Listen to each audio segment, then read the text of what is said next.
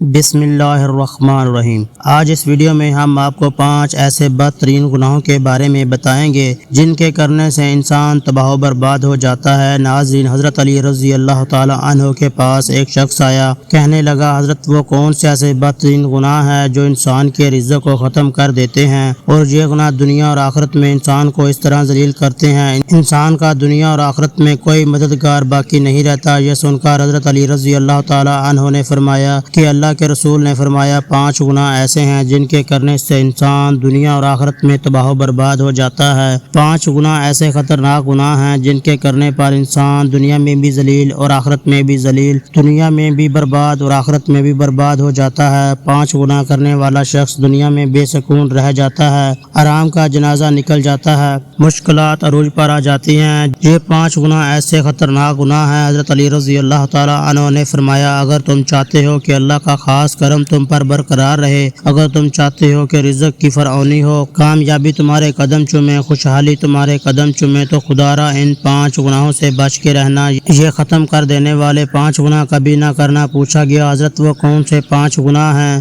تو حضرت علی رضی اللہ تعالی عنہ نے فرمایا پہلا گناہ سود کھانا ہے، پہلا گناہ سود کا کاروبار کرنا ہے۔ فرمایا سود خور انسان دنیا میں بھی ذلیل اور آخرت میں بھی ذلیل، سود خور انسان دنیا میں بھی تباہ و برباد، آخرت میں بھی تباہ و برباد ہو جاتا ہے۔ سود خور انسان کو کبھی عزت نہیں ملتی، کبھی سکون کی نیند نہیں سوتا، پریشانی میں مبتلا رہتا ہے، خود بھی ٹینشن میں، دوسروں کو بھی ٹینشن میں رکھتا ہے، ہر وقت، ہر گھڑی، ہر لمحے اس طرح پریشانیاں اسے گھیر لیتی ہیں، اس طرح مصیبتیں اسے گھیر لیتی ہیں۔ فرمایا قیامت کے دن سود خور انسان ایسے اٹھیں گے کہ ان کے چہرے پر مسخ کر دیے جائیں گے۔ ایک سود خور انسان سیڑھی سے نیچے گرا، منہ کے بل زمین پر گرا اور وہیں مر گیا۔ بیٹا کئی روز تک باپ کا غم مناتا رہا۔ ایک رات بیٹے نے باپ کو خواب میں دیکھا، دیکھ کر پوچھا ابا تیرے ساتھ کیا معاملہ ہوا؟ سود خور ابا نے کہا نہ پوچھ بیٹے، سیڑھی سے نیچے گرا تھا، بجائے زمین پر آنے کے سیدھا جہنم میں چلا گیا۔ حضرت شیخ سعدی رحمۃ اللہ علیہ نے فرمایا میں ایک نیا مکان خرید رہا تھا، مکان کی تلاش میں تھا، اتنے میں ایک سود خور میرے پاس آیا، مجھے کہنے لگا یہ مکان خرید لو، یہ مکان عمدہ ہے، اس میں کوئی عیب نہیں ہے، اچھا مکان ہے، میں آپ کا ہمسایہ ہوں، اس محلے میں رہنے والا ہوں، آپ کا پڑوسی بن جاؤں گا، آپ کا ہمسایہ بن جاؤں گا۔ سود خور انسان مجھے کہنے لگا میں آپ کا ہمسایہ بن جاؤں گا، اسی محلے میں رہنے والا ہوں، یہ مکان بڑا عمدہ ہے، اس میں کوئی عیب نہیں ہے۔ حضرت شیخ سعدی فرماتے ہیں اے نادان تو کہتا ہے اس میں کوئی عیب نہیں، مجھے تو سارے کے سارے عیب اسی میں نظر آتے ہیں۔ اس نے کہا حضرت وہ کیسے؟ تو آپ نے فرمایا اس سے بڑا عیب کیا ہوگا کہ تو ایک سود خور میرا پڑوسی ہوگا، اور جہاں تجھ جیسا پڑوسی ہو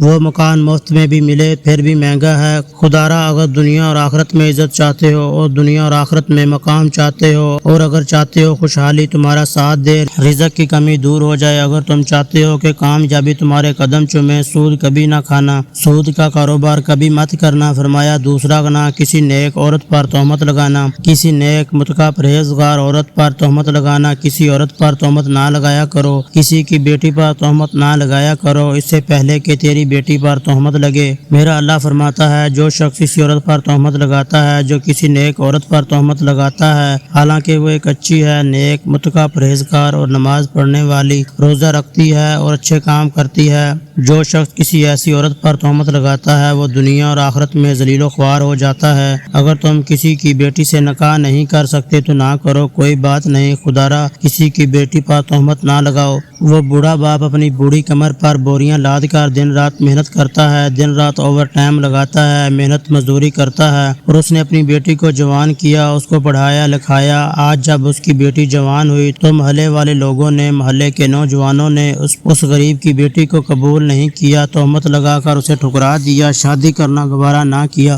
نکاح نہ کیا، اس لیے اس کے پاس جہیز نہیں ہے۔ ایک تو تم نے نکاح نہیں کیا، دوسرا اس کے اوپر تہمت لگا دی۔ فرمایا اگر تم چاہتے ہو کہ دنیا اور آخرت میں تمہیں عزت اور مقام ملے تو کسی نیک عورت پر تہمت نہ لگانا۔ تیسرا گناہ کسی کا مال ہڑپ کر جانا، خاص طور پر یتیموں کا مال ہڑپ کر جانا۔ یتیموں پر شفقت برا ہاتھ رکھو، یتیموں کے سروں پر رحمت برا ہاتھ رکھو، کیونکہ جب آپ مر جائیں تو آپ کی اولاد پر کوئی شفقت برا ہاتھ رکھے کے فرمایا چوتھا گناہ اللہ کی ذات کے ساتھ کسی کو شریک ٹھہرانا، اللہ کے ساتھ کسی کو شریک سمجھنا، یہ ایک ایسا گناہ ہے، اتنا بڑا گناہ ہے، شرک والا گناہ اتنا بڑا ہے کہ اللہ تبارک و تعالیٰ چاہے تو ہر گناہ معاف کر دے، چھوٹے بڑے گناہ معاف کر دے، لیکن یہ شرک والا گناہ اللہ تعالیٰ کسی کو معاف نہیں کرتا۔ حضرت علی رضی اللہ تعالیٰ عنہ نے فرمایا یہ پانچواں گناہ خطرناک گناہ، اہم گناہ، دل کے کانوں سے سننا۔ پانچواں گناہ کسی کے اوپر جادو کرنا، اس کے گھر کا کھانا حرام، اس کے گھر کا پانی حرام، اس کے گھر کا دودھ حرام، اس کے گھر کا نمک حرام، اس کے گھر کی ہر چیز حرام۔ جو شخص کسی کے اوپر جادو کرتا ہے، جو کسی کو ذلیل کرنے کی، رسوا کرنے کی کوشش کرتا ہے، کسی کو ٹینشن دینے کے لیے، کسی کو تکلیف دینے کے لیے جادو کرتا ہے، اسے آخرت میں اور دنیا میں معافی نہیں، بہت بڑا گناہ ہے۔ تو آپ سب ان چیزوں سے بچیں، خدا را ان چیزوں سے بچیں۔ اور آخر میں دعا ہے کہ اللہ تبارک و تعالی ہم سب کو نیک راستے پر چلنے کی توفیق عطا فرمائے، نیکیاں پھیلانے کی توفیق عطا فرمائے۔ تو ناظرین یہ تھا آج کا واقعہ، امید کرتے ہیں آپ کو پسند آیا ہوگا۔ نیکسٹ ویڈیو تک کے لیے اللہ حافظ۔